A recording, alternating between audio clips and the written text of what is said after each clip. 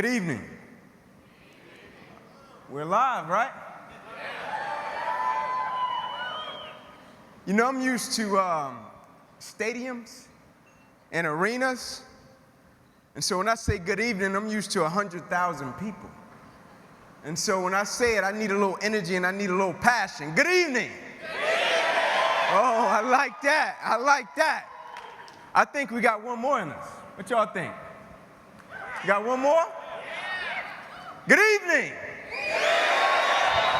That's what I'm talking about. You know, first and foremost, I just want to express my gratitude to the whole Aflac team. Thank you all so much for giving me this opportunity. I want to express my gratitude to Brent and to Kelsey. Thank you guys so much for that intro. I told Kelsey not to say dynamic athlete. I was an underdog. I could play a little bit, but I was an underdog for the most part. But as I stand right here on this stage before you tonight, you know, a lot of thoughts come to mind. You know, and first and foremost, I think about my life and I think about adversity and I think about opposition. But for the most part of my life, I've been on this quest to figure out how can I work hard for something and my performance is not based upon the outcome. How can I work and my effort and my motivation and my drive is not based upon what the product will be, but more so based upon me taking pride in what I do. And so I came up with this thing called process over product, and I firmly believe the process saved my life. And what I mean by the process, I'm talking about the way I handle my business on a daily basis and the way I go about every single aspect of my life. I live by this thing called empty the bucket. And when people hear it, they think it's a cute slogan, empty the bucket. But what they don't understand, it's an unspoken law, and empty the bucket. It's an unspoken law of accountability and responsibility to me on this earth and my existence and everybody that is connected to me. I may be crazy, but I don't know. I just believe that I'm supposed to give everybody that is connected to me the best version of me. I just believe I deserve to give my wife and my children the best version of me. I just believe the people that I'm a service to on this earth, I deserve to give them the best version of me.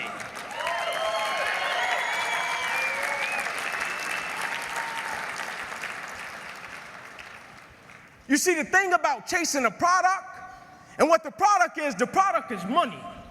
The product is a house. The product is a car. The thing about chasing a product, the product can always change. And if your performance is always based upon the product, what happens when the products change and you don't take pride in what you do? But the thing about loving the process, everybody wants the prize, but nobody loves the process. Everybody wants to be a champion, but nobody's willing to put in the work that it takes to be a champion. Everybody wants to hold up the trophy and say, man, I did it, but nobody's willing to put in the work that it takes to do it. I love the process. I love the thought of working for what I want. And I firmly believe you're never supposed to wish for it more than you're willing to work for it. Your expectations never supposed to exceed your effort. But a lot of people, they wish, and they're not willing to work. And the great thing about life has a funny way of testing all of us and seeing how bad we really want what it is that we say we want. Because the thing I know about people can talk the talk. And people do it very well. But life is going to hit you with a certain level of opposition. Life is going to hit you with a certain level of adversity. And life is going to say to you, you said you wanted it, now let's see how bad you really want it. But the great thing about it, if you love the process, when opposition and adversity hits, you will have a way of embracing it and using it, not only for yourself, but you will use it to make everybody that's connected to you stronger, because your vision has to be larger than yourself. If everything that you do is just about you and for your personal gain, something's going to come up against you that's going to be a lot tougher than you. And if it's just about you, the moment you hit it, you're going to quit and give up every time.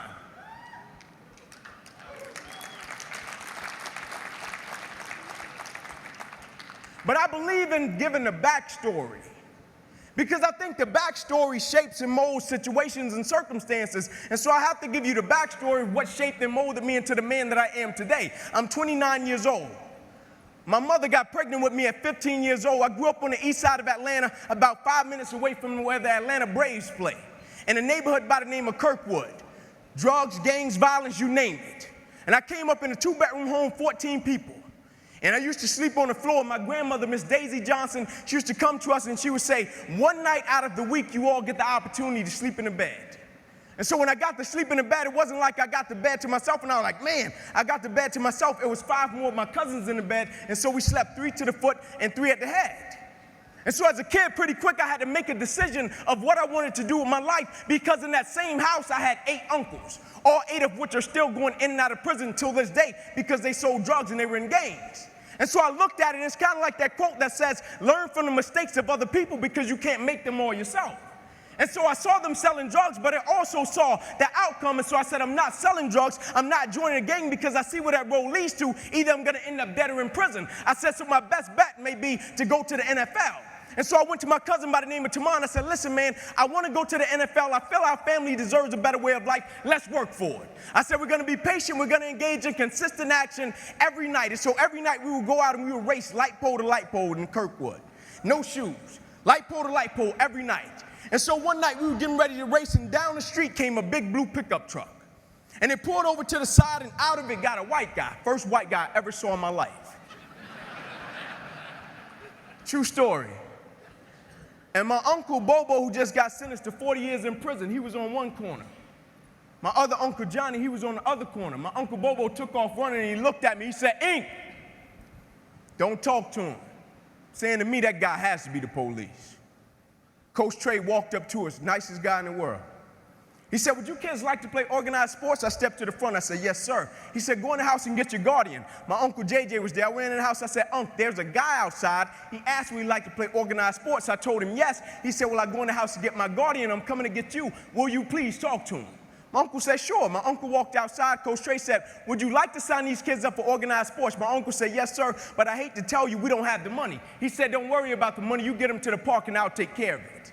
That same guy still buys me drawers and socks until this day on Christmas, and I'm 29 years old, and he started when I was 7.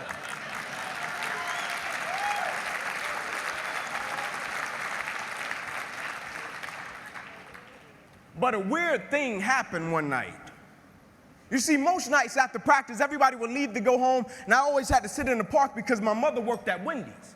And my mother didn't get off work till about 10 o'clock, 10:30 most nights, and I would be sitting there in the park, and I loved it. I didn't want anybody to take me home because when I went home, I was sleeping on the floor with roaches and rats. And so anytime I got in solitude to dream, anytime I got in solitude to think about what I wanted to do for my family and my community, I took advantage of it. And so most nights, I'll be sitting there in the park, and I'll be looking up at the lights. And I'll be envisioning myself doing things in the NFL, envisioning myself doing things for my community. And just as the lights would always go out, my mother, she would pull up, and she used to drive an old Buick Regal.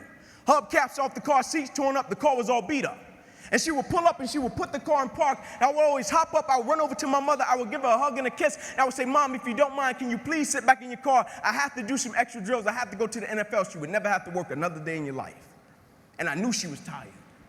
And every night, my mother would say, sure, Ink, and she would sit back in that car. Those car lights would hit that field, and here you had a 7-year-old kid doing backpedaling drills, running sprints, running laps, chasing his dream to go to the NFL. And just beyond those car lights, I could always connect with my mother's eyes. And so it made me dig a little bit deeper. It made me push myself a little bit further. It made me work a little bit harder. I live by this thing called the harder you work, the harder it is to surrender.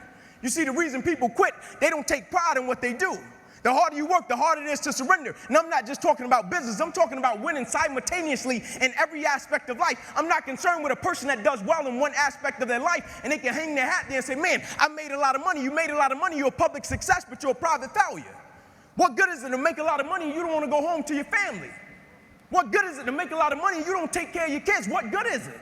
You're a public success, but you're a private failure. And so how can we win simultaneously and take pride in everything that we do? And one night, my mother couldn't pick me up, and she called Coach Trey. She said, Coach, I can't make it tonight. Can you please take Inky home? And so he put me and about 8 guys in the back of his pickup truck, and he said, Inky, I'm going to drop you off last. And so when he got to my house, I got out on the sidewalk, and I'm standing in front of 125 Warren Street, and I looked back at Coach Trey. And I said, why are you doing this? Because where I came from, people didn't just help you. It was, I pat you on your back, you got to pat me on my back. You remember I did that for you, you got to do this for me. And I said, why are you doing this? And he looked back at me and he said, son, I want to tell you something. And he said, I don't want you to ever forget it. He said, son, the more you make sure that somebody else's life is okay, God will always make sure that your life is okay.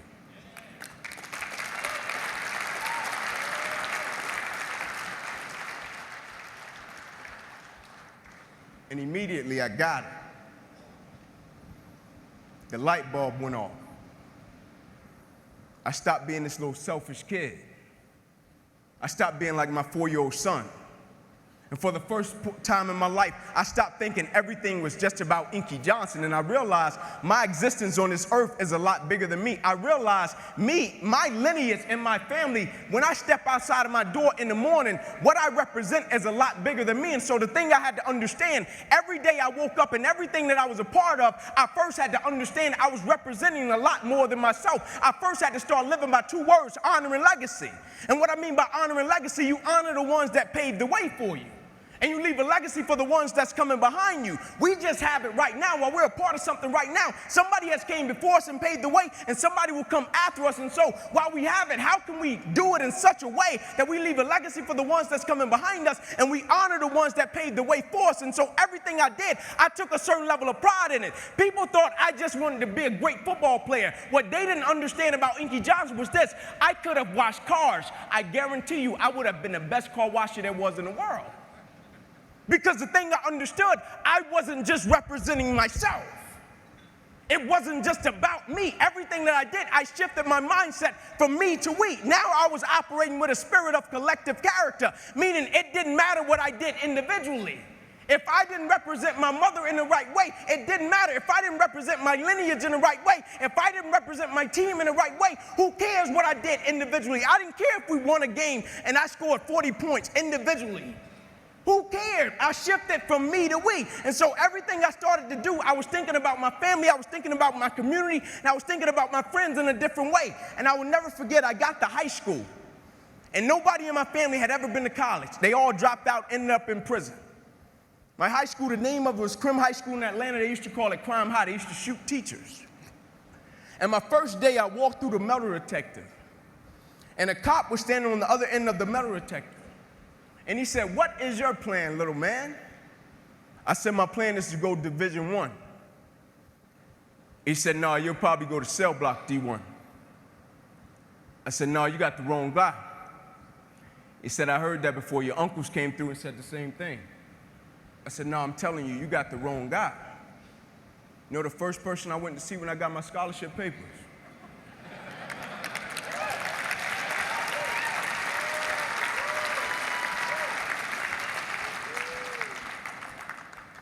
But you know the most amazing thing happened? It wasn't that I went to college.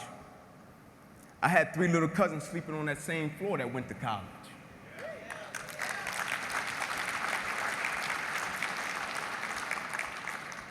I saw friends in my community come off the corner from selling drugs and go to college. I saw friends in my community come out of gangs and go to college. All because I shifted my mindset and it wasn't about me. I broke generational curses in my community because it wasn't just about me. I didn't care so much about me going to college. I wanted the ones coming behind me to get it. And I'll never forget, I went on an airplane, and my first time riding an airplane, I was a senior going to a football game, and I went in the restroom on the airplane, and as I was washing my hands, there was a sign on the wall.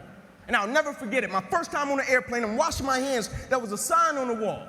And as I was walking out of the restroom, the sign said, "As common courtesy to the person that's coming behind you, can you wipe the sink out and leave it better than you found it?" And I said, as common courtesy to the generation that is coming behind me in life, everything that I touch, everything that I'm a part of, I vow to God that I will leave it better than I found it. And so now it wasn't even about me.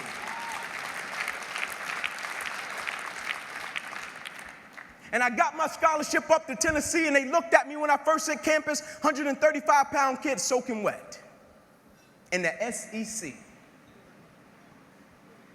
And the first reporter, he asked me, he said, "Inky Johnson, do you even think you're going to play at the University of Tennessee?" He said, "You're 135 pounds. I said, "Not only am I going to play, I'm going to start." I said, "You made a mistake." I said, "See, what you don't understand," and this is what most people do, they base judgment off of what they can see. But what they don't understand, the moments that make you who you are, the moments that they can't see. You see, anybody can be on their best behavior when somebody is standing over their shoulder, watching them, seeing if they're going to do what they're supposed to do. But what they're reported and see, you see, he could see I came from Crim High School. He could see I was 135 pounds. He could see I was 5'9". He could see all of the stats. He could see all of that. But what he never saw was when I was in the park with my mother when I was 7 years old. She was sitting at Buick Regal at 10:30 at night. What he didn't see was every Saturday morning at 5:30, I was up running 2 miles to a fire station and 2 miles back home. What he didn't see was every time I slept on that floor with roaches and rats with my cousins, I got up every morning, went to school, and never made one excuse. What he didn't see was on Christmas Eve when a guy came through me and my cousin's window, and he stuck a 9mm and a 45 in both our face and took all of our Christmas gifts, and we had to stand on the curb, and our mother told us, y'all just be grateful. He didn't see that. And those were the moments that made me who I am. And so now his opinion didn't matter. His opinion would never become my reality. And my freshman year, I played special teams. Sophomore season came, broke the starting lineup. You know the first person I went to see at media day?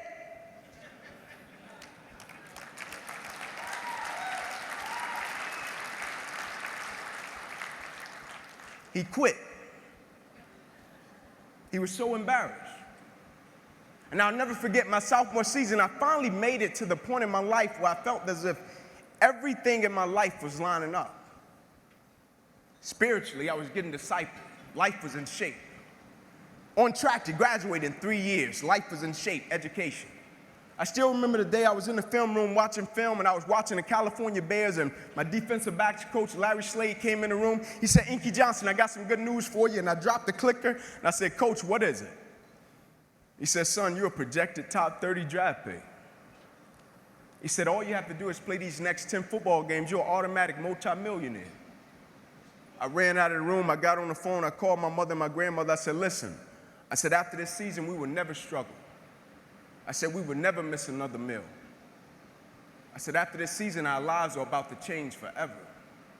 And little did I know our lives were really about to change. First game we come out, play against California Bears, I get an interception, we shut them down, we get the victory. Second game, we're playing against Air Force. It gets late in the game, found ourselves in a dogfight. Quarterback dropped back, he released the ball to the running back coming down my sideline.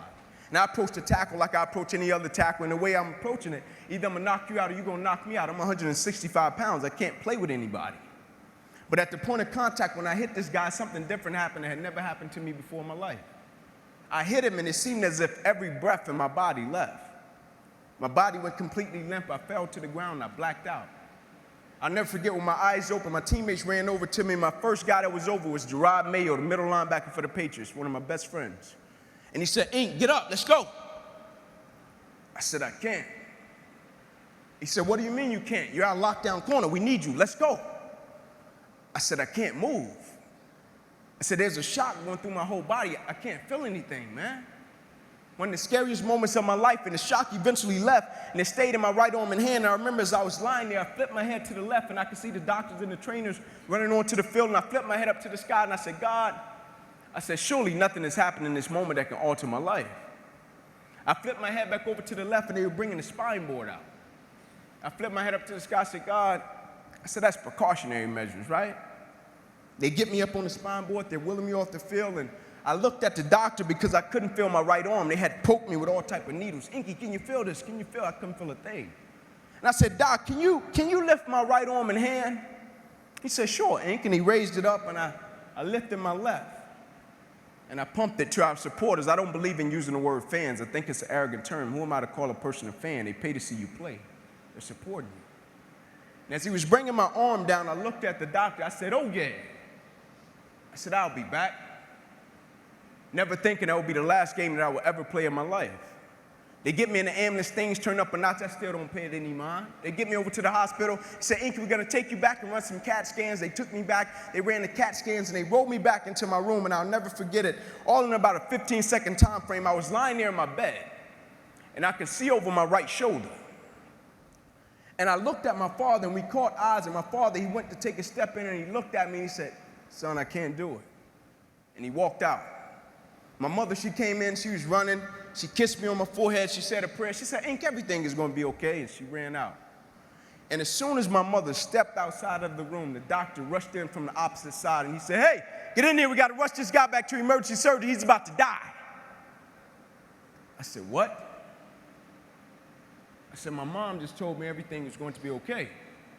Like, this is total opposite. You talking about I'm about to die. I said, what happened? He said, son, what happened? You have busted up subclavian artery in your chest. You're bleeding internally. Have to rush you back and take the main vein out of your left leg and plug it into your chest in order to save your life. And when I woke up from recovery, the same doctor was standing over me. He said, Inky, I have some good news and some bad news for you. I said, you got some bad news for me? After telling him I was about to die, I'm still alive. How bad can it get? I'm still here. He said, the good news is, son, we saved your life. I said, thank you, sir. He said, the bad news is you have nerve damage in your right shoulder. I said, cool. He said, we got to send you up to the Mayo Clinic in Rochester, Minnesota. I said, cool. He said, but the problem is, Ink, you probably can never play the game of football again in your life. I said, no way. He said, yeah, Ink, you got some pretty bad nerve damage. I said, no. I said, Doc, no disrespect, man, but I'm 8 games away. Like, Doc, no disrespect, but this is about to change my family's life. Doc, I've been working for this ever since I was 7 years old. Doc, there's no way. God, not now, God. Like, let me make it to the NFL so I can help my family first. Like, we miss meals. And you're talking about my career could end right now? Like, no way. And I snapped out of it. I said, man, I never cheated.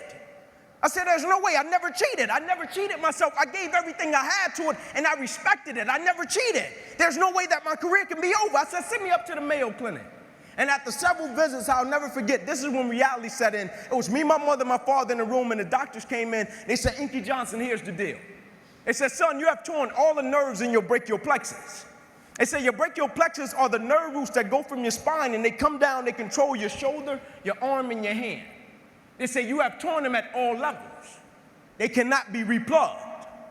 They said, son, we hate to tell you, but your arm, it would never be the same again. Your hand, it would never be the same again. Son, you can never play the game of football again. They said, son, here are your surgery options. We could take a muscle out of the back of your left leg, plug it into your right arm, but there's a possibility that you'll be left with a weak left leg and a weak right arm the rest of your life. Or we could take a nerve out of your left arm, reroute it up to your chest, down into your right arm, but there's a possibility that you'll be left with 2 weak arms the rest of your life. Or we could take a nerve out of your left rib, reroute it up to your chest, down into your right arm, but there's a possibility that you'll be left with a breathing problem and a weak right arm the rest of your life. By the way, tell us what you want to do in the morning. And the next morning, I walked into the doctor's office. They said, son, what option did you choose? I said, no disrespect to you, doc. I'm not choosing an option. My situation is out of your hands. It said, cut with the cute talk. I said, no disrespect to you, doc. Cut me where you got to cut me. My situation is out of your hands. I'm not choosing an option. I said, I know I will come out of this situation okay.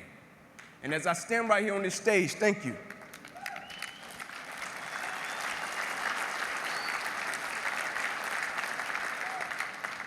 As I stand right here on this stage before you today, they cut me 6 times down my left thigh.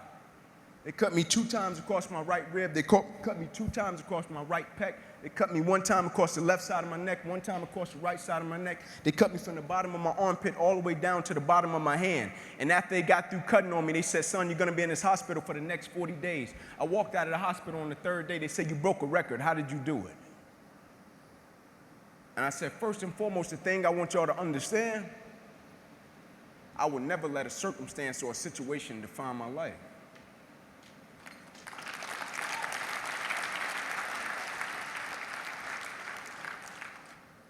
But most importantly, you know what I had invested?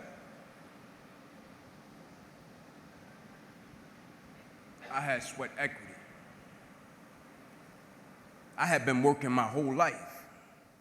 And what I didn't understand, by being determined to chase something, by being committed to it, and what commitment is staying true to what you said you were going to do long after the mood that you have set it in has left. You see, people think commitment is saying, yes, I'll do it on the days when it feels good.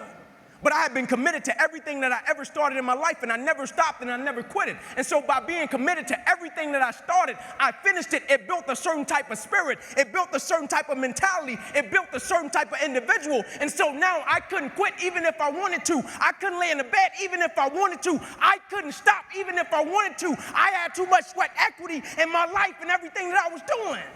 Because I understood my existence wasn't about me. I went from me to we a long time ago. I understood the process is more important than the product. It wasn't about the outcome for me. Whether I made it to the NFL or not, that was inconsequential in God's plan for my life. But I was going to fall in love with that process because I understood by falling in love with that process, it was going to turn me into a machine.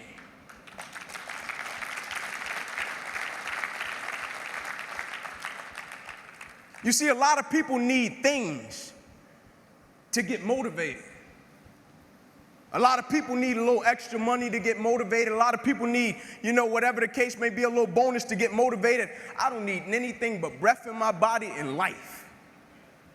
And every day I wake up, I understand I got 2 children depending on me. I understand I got a wife depending on me. I understand I got a world that needs me. The reason I go at life with the passion and the zeal that I go at it with is because I understand every day of my life is somebody in the world that is dependent on me. It may not be you, and if it's just about you, you're in trouble because I'm telling you, you're going to hit something in life that's a lot tougher than you, and it's going to test your will and it's going to test your heart. And if it's just about you and if it's just about the product, it will crush you. Every day I get up, I understand it's somebody in the free world that's looking at me to see if I'm going to keep going. And so I can't quit.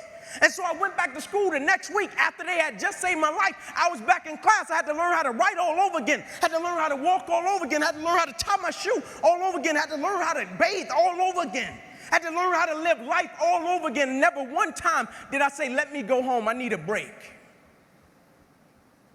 Never one time did I go into the training room and said, I need some time off. Can you all just give me a little leave time? I need to go back home. I need some time off. My life just changed last week. And they came to me and they said, Inky, go home. We know how much the game of football meant to you. I said, yeah, you know how much the game of football meant to me, but you don't know how much life means to me. You see, the thing we have to understand about everything that we're a part of, first and foremost, it's a blessing by God. And when it's a blessing, you can't help but to give everything you got to it. My life got saved. I got spared my life. I almost died. The doctor came to me on the field. He was on one knee and he grabbed my wrist and he said, son, you don't have a pulse. I don't even know how you're still living. And my last doctor visit, they came to me and they said, sorry, Inky Johnson, you will never be able to use this arm or hand again in your life. I said, no disrespect to you, doc, but I will use this arm and this hand every day for the rest of my life by the way that I live my life. Every day I'm going to impact someone's life. Every day I'm going to empower someone. Every day I'm going to inspire someone. Every day I'm going to encourage someone.